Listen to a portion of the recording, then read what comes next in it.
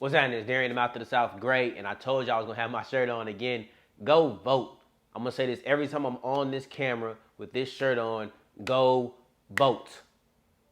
Early voting's over on the 30th. Now, what we're going to be talking about is the fact that the Saints won, again, 27-24 over the Carolina Panthers, spoiling Teddy Bridgewater's homecoming. And the offense played their best game of the year thus far.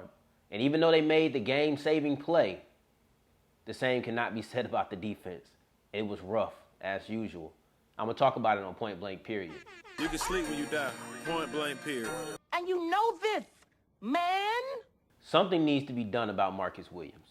And I understand the Saints just came off of another win, and it's better to complain when you win than complain when you lose. And I'm not going to go crazy about it because that's 3 in a row now.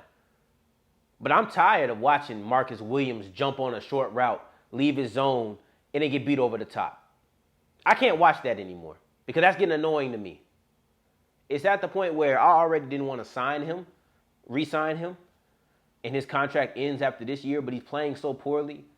Trade him for whatever you can right now. Because DJ Swearinger or maybe dropping Chauncey Gardner-Johnson back, neither one of those things can be as bad right now. They can't be that much of a drop-off because Marcus Williams is not playing well this year. So I trade him if I can. I trade him for whatever I can get. But honestly, I'm tired of the Saints defense as a whole just busting coverages. Okay? I know I've singled out Marcus, but that's because I've seen him do it on the deep post route against the Chargers, and I've seen him do it on a deep route with DJ Moore scored on a 74-yard touchdown this game against the Panthers. It's unacceptable. He's not doing what he needs to do. He's not being rangy. He's not making plays. And this defense as a whole is what is keeping the Saints back from being one of them top-tier teams in the NFC, in my opinion. That's what it is. And you know what? I'll say this. They can stop the run. That's one thing they have going for them. The Saints are a phenomenal run defense team. It's not just because people don't run against them. No, people don't run because they're good. Their stats don't look good because people don't run. There's a difference. But the problem is nobody wants to run anymore. Everybody wants to pass, and the Saints cannot stop the pass at all. Whether it's busting coverages, and look, I know a lot of people like to get on Dennis Allen, and there's some blame that can be put on him, yes. For example, Robbie Anderson being in the slot and killing Chauncey Gardner-Johnson, that's not even Chauncey's game, in my opinion. Him doing that, I would have liked to see him sub somebody in there, maybe put a PJ or maybe put a P-Rob, preferably P-Rob, in there and see if they can cover a little bit better because they're more true corners while Chauncey is more of a in-the-box safety. But for purposes of this video, we're not even going to talk too much about Dennis Allen's things. We're going to talk about player accountability because if you're talking about somebody like Chauncey, the fact that he could not tackle on Sunday was what the more disappointing thing was.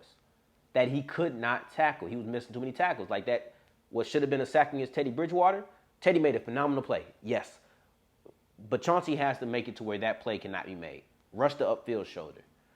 So, like I said, Dennis Allen ain't forcing Chauncey Gardner-Johnson to miss tackles. He's dialing up perfect play calls, and he's missing. He ain't forcing Marcus Williams to leave his zone to jump on a short route that was already covered by the underneath defender multiple times. He's not doing that. There are problems on this team that the Saints need to correct. The players can and should correct some of these problems without the additional help of changing up a scheme or something. This is player accountability. And I understand that the Saints are playing their best football offensively, and they're doing it without their top 2 receivers and haven't had Michael Thomas basically all year. But I don't think it matters, and I don't really care how good the New Orleans Saints offense is playing. If these problems don't get fixed and squared away, the New Orleans Saints defense will be the death of this team. Point blank, period.